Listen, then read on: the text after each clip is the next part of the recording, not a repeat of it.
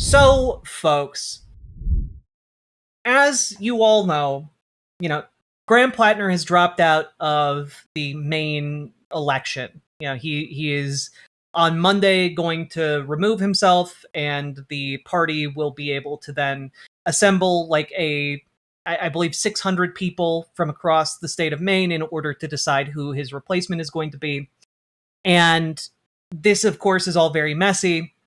And I just have to say, a lot of people done the right thing. And as these extremely credible rape allegations came out, said, "Yep, okay, this is the last straw. Time to say enough is enough when it comes to Graham Platner." Right? There were some people who didn't really read the room and who are trying to reach for more nefarious readings of what is going on specifically with the Graham Platner story. And I just felt compelled to call them out a little bit about this. TYT did a Graham Platner segment. We believe that for the movement to continue,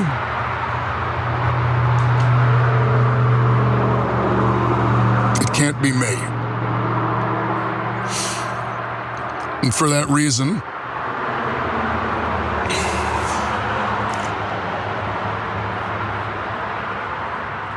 we are suspending campaign operations. That was Graham Platner suspending his campaign in Maine, but did he?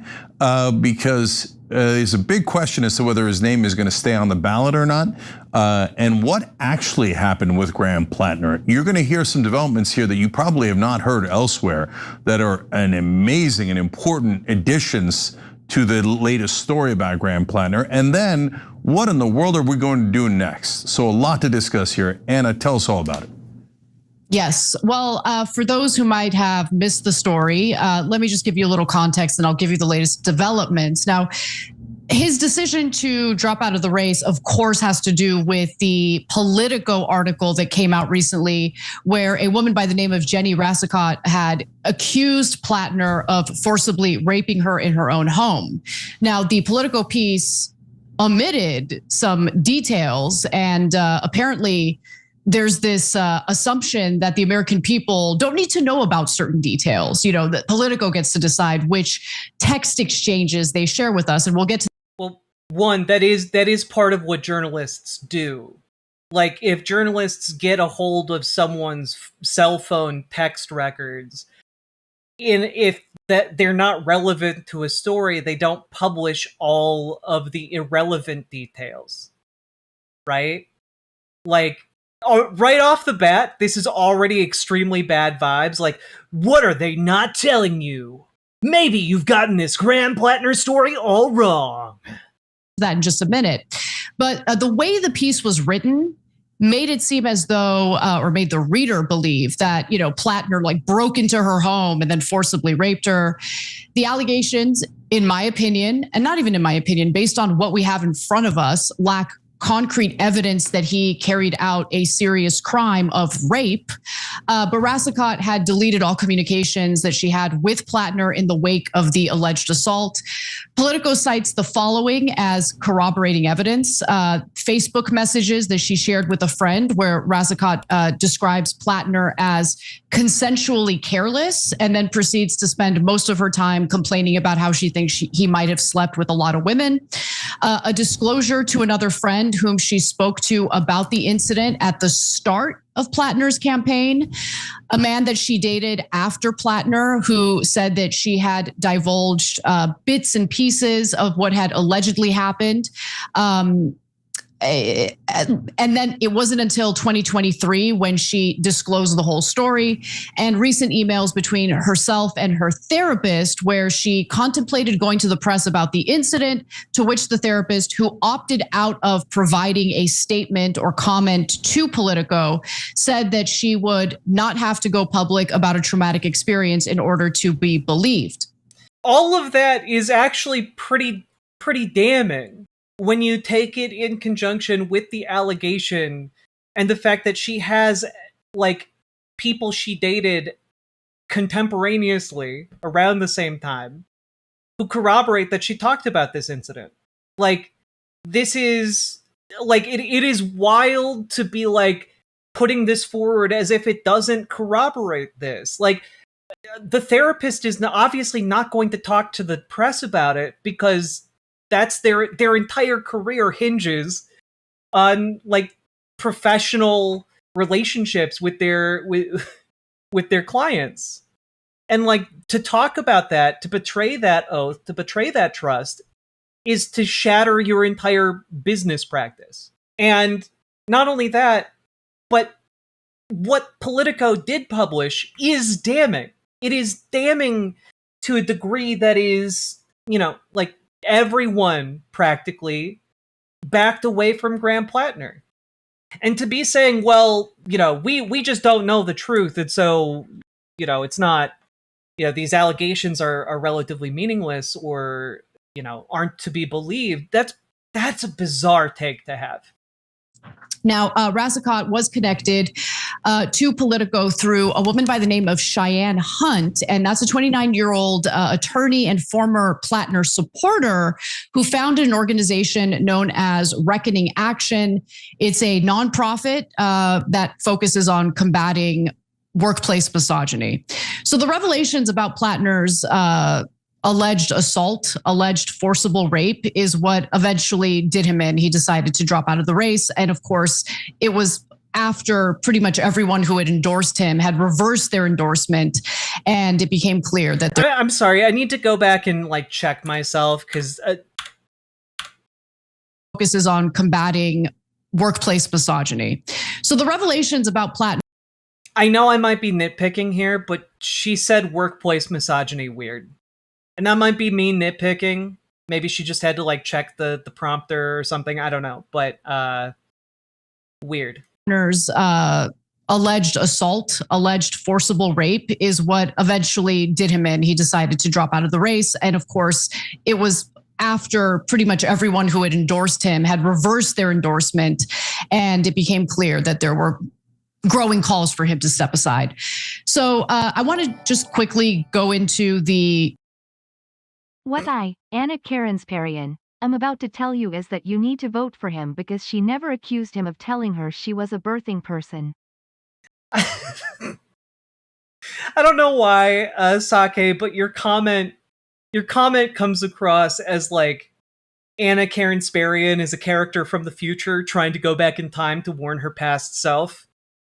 Anna, I'm you from the future. You need to vote for Platner in Maine. You need to move to Maine to vote for him because he will never call you a birthing person. I come from the birthing person wars of the 2050s. Heed my warning. Details that were omitted in Politico's reporting because the Politico piece had failed to report something that Rassicot had said to Jake Tapper, actually, in a subsequent interview. Now, she didn't get detailed about it, but Dropsite News caught it and decided to investigate it. So I'm going to go to what Ryan Grimm is, what he reported on X. Politico knew at the time of publication precisely what Jenny Rassicot texted to Graham Platner, but deliberately omitted it from their article. Rassicot, according to the lead Politico reporter on the story, told Platner she needed her glute massage. He told her that he was coming right over, and she responded by telling him not to do so. But he came over quickly to her home with the door unlocked, and he let himself in. And then I know, because I have an online presence, there are some people treating this as if like it's like so she was asking for it, is kind of the way that some people have been taking this new info. But like, she's not. She told him not to come. She told him not to come over. This is not. And then he came over and came into her house despite her telling him not to come in. And then had sex with her against her will. Like, that's rape. Just saying, oh man, my glutes are sore. I could really use my glute massaged. That isn't consent to be raped. So like this is infuriating on that level, because I've seen folks try to use this as information that like, oh no, see, Graham did nothing wrong. But like that doesn't get him off the hook here at all. What is this? Do not come. Do not come. I'm gonna come. That is, I mean, like, that's it, right? Like, in a nutshell, that dynamic is what took place, you know, allegedly. And read the room. Well, it's because I said he came anyway. It's because I was talking about coming over. Like, God, guys, you guys are interpreting this in the worst possible way. He didn't even give a glute massage. God, chat, come on. And Ryan Grimm says, whether this detail is important to you or not, it is a shocking breach of journalistic ethics by Politico and CNN not to include it in their coverage. And I agree with him.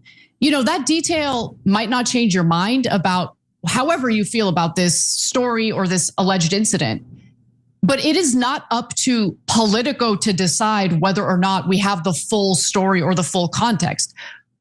We deserve the full context, including what she had texted him prior to his decision to show up to her house. The problem wasn't his decision to show up to her house. The problem was the rape. So this additional context doesn't have any bearing on the alleged rape. Yeah, no, it's not close. So she says, hey, I need a glute massage. And they're going out at the time. Don't do this. Don't throw this. So I need Cenk, don't throw yourself on this landmine. You don't have to do it. you to massage my butt. He comes over, and then this event happens. Now, again, to be fair, you could hold on. You could say, hey, you know what? She changed her mind and said, don't come over. You could say he came over and she changed her mind then, and she has every right to change her mind. That's absolutely true. But what is not in dispute. I'm pretty sure even if she literally asked for it, she didn't, we'd still be saying the exact same arguments. Exactly. If someone drunk shows up, you can change her mind. Exactly. Like the entire issue is, even if she said, please come over, and like let him in, it doesn't change that she did not want to have sex with this man and allegedly was forced to. I just...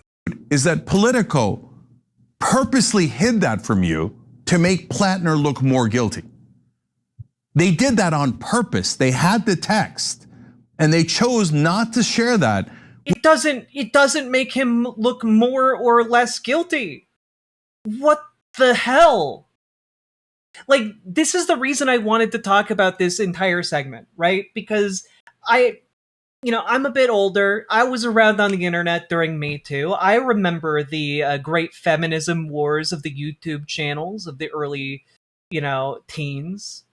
But a key component of all of that was the idea that, like, there is this persistent element of rape culture that we have all been exposed to and all been taught as implicitly acceptable. And this is an exact example of this, where Cenk's like, it changes the entire dynamic. And it's like, but it doesn't actually. It makes him look more or less guilty. No, because his guilt is not contingent on whether or not he came over. Which is at a bare minimum, obviously relevant to the context of what happened. So this is what we've been telling you all along. Look, guys. Yeah, exactly, Leanne Scott. The Breaking Points video title was something like key points left out of Politico article. The fact that she could use a glute massage was not key information. No dynamic was changed. Exactly. I've said this a million times, not related to this story, related to every outsider who's ever run on the left or the right, what the press does, and it is driven by people with a ton of money who do not want those people to win. Well, but that's exactly it. Like, this is some classic, she was asking for it. If she didn't want this to happen, why was she dressed like that? Like, it's some real victim blaming bullshit. And this is a terrible argument to make. You don't have to make it. I think you can, like, if you wanted to have some kind of like discussion about how you think Politico should have published more like of the details around this, like, that's fine. But they are actively arguing that this makes Platner look better or worse, which is a direct appeal to rape culture.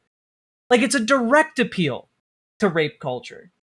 Like, how dare you not publish this incidental detail that would make it more acceptable if they had sex to the general public? That's weird. That's weird. That's deeply wrong to me. There is a significant portion of the left that needs to be right above all else, no matter how much suffering they cause in the process. I agree. I actually do agree with that quite a bit. There are people who will put virtue signaling above literally anything else, and I despise it. I despise it.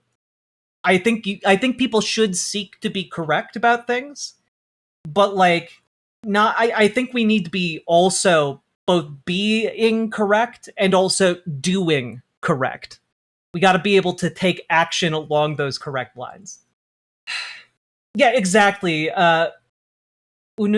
Unumato Child, thank you very much for the $2 super chat. You can talk about journalism without victim blaming. That's a much more succinct way to say what I was trying to say. Thank you. If you think that's conspiratorial, you literally know nothing about politics. It's called Oppo research. Everyone who works in politics knows it. The press never tells you that they get spoon-fed that Oppo research, and that it is almost always from the incredibly wealthy and powerful PACs and lobbies. And it is almost always against outsiders, almost never against insiders. And so in this case, Matt Stoller, which we'll get back to in a second, listed. It's really awful, you know? It's so distasteful on top of this, but also just like, you don't have to run defense for this guy. Like, you don't have to, whatever niche you are trying to carve out for yourselves here, you don't have to, like, this is what I'm trying to say is that this is a very deliberate choice. This is a very deliberate choice for them to make in their coverage. Ironically, Jimmy Dore would be right at home on TYT now. I mean, that's true. Yeah. The top donors for the main Democrats, and it is filled with people who are in favor of corporate PACs and especially, of course, AIPAC. But Politico doesn't tell you that either. They don't tell you where they got the Oppo research. They don't tell you why they're hiding critical facts about the case. And neither did any of the other outlets that have attacked. Except that in this particular case, I don't think that this is the result of Oppo research. I think this is the result of good journalism. And specifically, I think that because we have the trajectory of what made this story happen, which is the New York Times did their interviews with Graham Platner's ex-girlfriends and published their findings. Jenny Rassicot was someone who was, or Rassico, I've been hearing different ways of pronouncing it, was in that roundup of exes. She declined to elaborate on a specific incident. Politico got her to elaborate on it. It's not a huge conspiracy here, right? Cenk, I'm announcing that TYT and Tucker Carlson are teaming up to fight the establishment rape accusations. I mean, wait, have they actually announced that they're teaming up with Tucker Carlson? Because I can genuinely see them trying to do that. Attacked. And so why did they call every girlfriend Graham Platner has ever had? That was the New York Times. But did they call every girlfriend Adam Schiff has ever had? And this, I do think that this is a criticism that I have and have made without, doing rape apologia, which is that journalism shouldn't, like, this level of journalistic rigor should be applied to everyone in power. Because there are a lot of open secrets in DC about people behaving badly, about possible crimes being committed. And a lot of it gets, paved over. And a lot of it is an open secret to the press, and the press just doesn't report on it. And so all I'm saying here is that there should be equal levels of investigation into establishment figures on the left and the right, as well as progressive figures that are coming up. It shouldn't be that difficult to do without doing rape apologia, but here's TYT attaching the rape apologia for discernibly no reason. Or Marco Rubio or Ted Cruz? No, those are good boys and girls. They serve the powerful, they serve the donor class. So they are not to be touched. But if you got someone who will not serve the donor class, then the objective reporters go and try to destroy them on behalf of the rich and powerful. And as you can see from the Politico piece, they don't mind lying to you. They don't mind shredding their so-called journalistic practices, which amazingly Mika Brzezinski did a great job of explaining when the Politico reporter was on Morning Joe the other day, and we showed that to you. So they're liars. They don't have any principles. They're not journalists. Their job is to destroy any outsider that would challenge power. Yeah, I don't find these allegations credible. Sorry. Forcible rape is something that you would want to either fight or flee from. And just in her allegation, she did flee. She went to her bedroom and he followed her. That's in the allegation. This is truly disgusting. Like, also the idea that people, when they are being sexually assaulted, don't freeze up or don't go along with it because the person they're having sex with is huge and dangerous and scary. Because there are actually a few different responses to trauma. There's fight and flight. There are also two others that don't get talked about enough. There's freeze, and then there's fawn. There's actually four.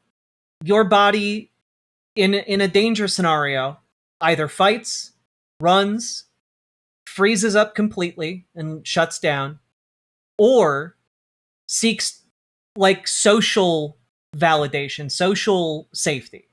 And in the case of sexual assault, fawn and freeze play very big roles, right?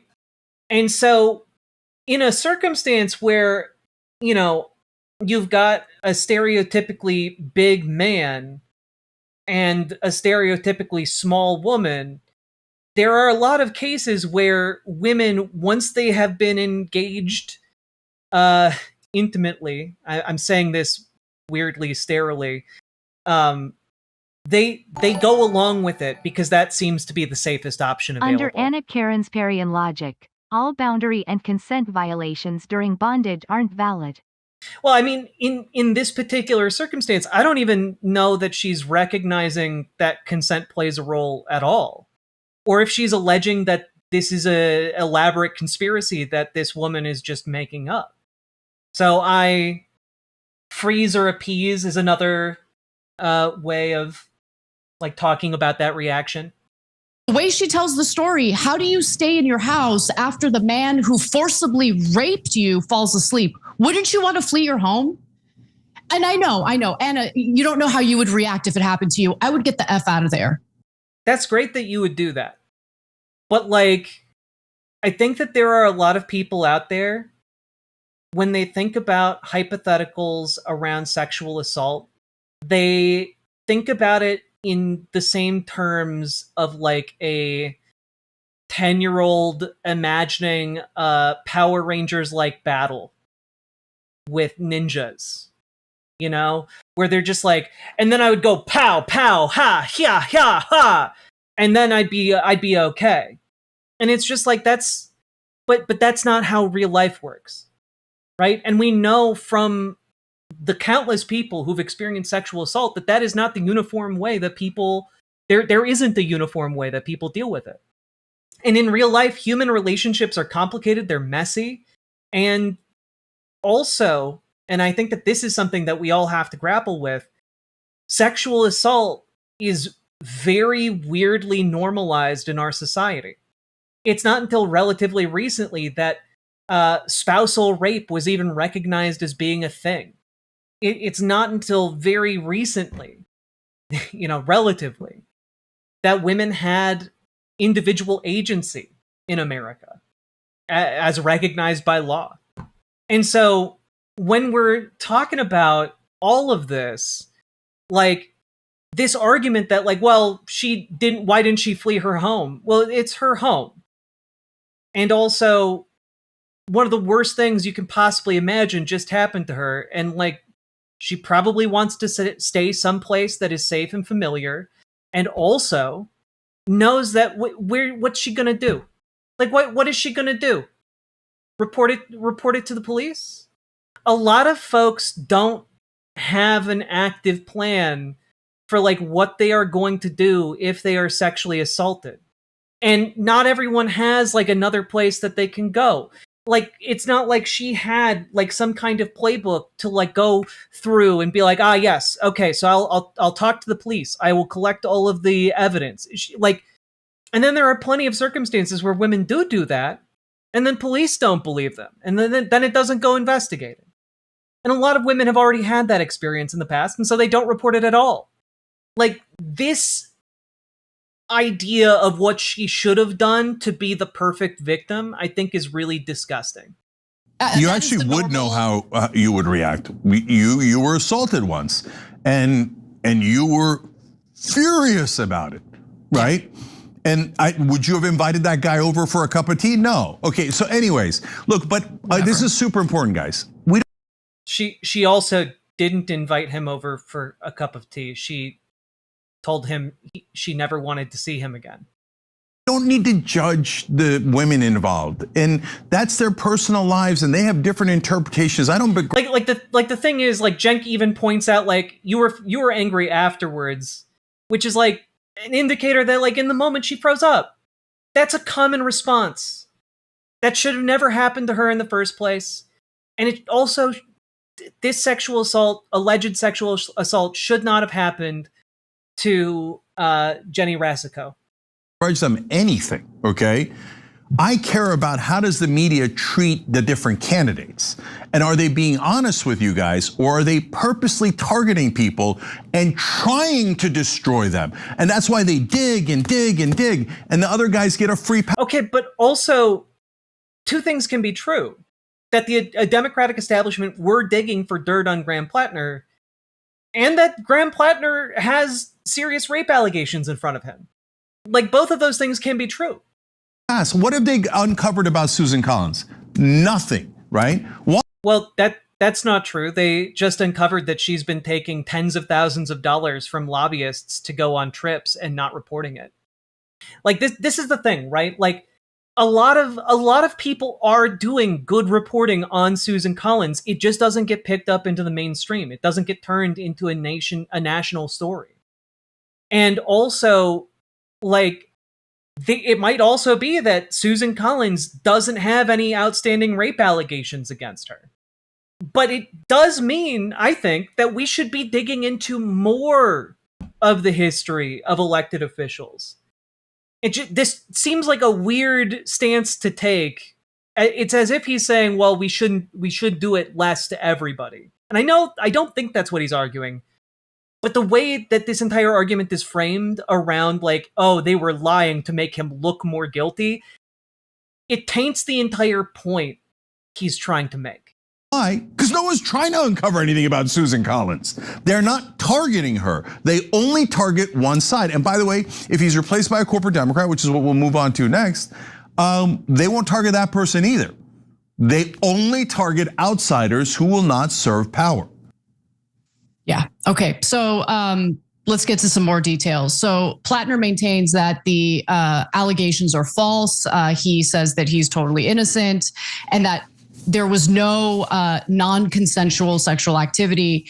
Now, he had won a decisive victory earlier with the primary against Collins. So Platner, who has... So is the rest of this just going to be about, like, how are they going to proceed? Because the additional details that they reported are she previously talked about wanting a glute massage or needing a glute massage, and then told him not to come over, and he showed up anyway, and then allegedly assaulted her. And it's just like, that was it. The additional detail is that Graham Platner's campaign denied the allegation. Okay, we already knew that. Thanks. It was uncovered that Susan Collins had a relationship with a man who was married and his wife had cancer. What? Oh, she got married to a DC lobbyist named Thomas Daffron, whose wife was dying of cancer. Jesus, that's fucked. Well, and that's the thing. It's just that the issue is conservatives do not give a shit about that kind of behavior.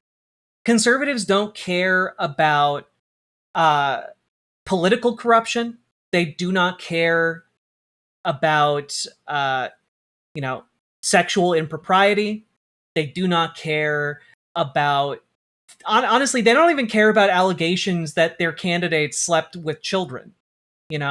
I can't be the only one who still remembers Roy Moore, the man that they almost elected a governor, who was literally banned from malls in his area because he kept trying to pick up teenage girls.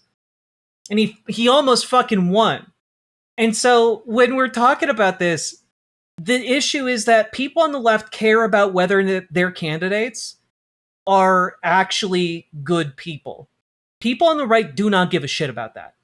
So it's just like I think that on the left it is good for us to have standards like we are not going to elect people that are like credibly alleged rapists. We are not going to elect people who are doing this shit and taking advantage of their constituents and taxpayers. Like, those seem to be really good rules of thumb for us on the left, and I wish that people on the right would learn those rules of thumb, So, anyway. I think that's about all of TYT that I can stomach at the moment, but just holy hell. You don't need to fall on this sword of rape apologia in order to encourage better journalistic practices applied more equitably across the political spectrum. You don't need to do rape apologia in order to do that. So, all that being said, folks, if you got anything out of this, hit the like button, hit the subscribe button. Let me know down in the comments, am I being too harsh? I don't think so. But let me know if you think I am. And also, folks, get organized. Join your local Dems. Join your local DSA. If you need help taking your first steps to getting involved, join our Discord, !Discord in any of the chats. Reach out to Dragonfly for help joining your local Dems. Reach out to Gamergy for help joining your local DSA. And they can also help you plan your next steps, maneuver within the organizations. We want to help you. We also have folks who have taken those extra steps in our community and are working together to try and be as effective as possible in their given areas. So if you want to talk with like-minded people, join us. And last but not least, folks, check out ImogeneOlivia.com, gender euphoric lingerie designed from the ground up for trans femmes, also tested with cis men, cis women, non-binary folks. It is comfortable, sexy, non-tucking lingerie. Check it out, ImogeneOlivia.com. Link down in the doobly-doo. Let's keep on going. Riverboat deck is going to town. All the viewers gather round. Twitch and YouTube is swishy streams. All that content is bursting the seams. Politics, dating, plenty more. Your sense of fashion you'll adore. So grab your stuff and hop aboard. We're going straight to Jack's Discord. Riverboat Jack.